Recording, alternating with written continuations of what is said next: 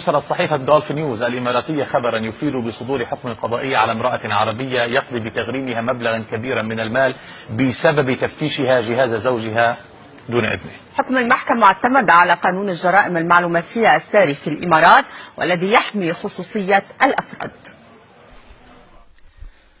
الغرامة والإبعاد عقوبة المرأة التي تفتش في الهاتف المحمول الخاص بزوجها دون علمه.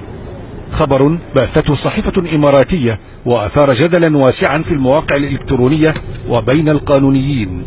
تفاصيل الخبر تقول إن الزوجة وهي من جنسية عربية شكت في خيانة زوجها فقامت بتفحص محتويات هاتفه دون علمه، بل ونقلت عددا من الصور على هاتفه المحمول. الزوج سارع بتقديم شكوى ضد زوجته فحكم عليها بغرامة تبلغ 150,000 درهم إماراتي، والإبعاد بعد تنفيذ عقوبة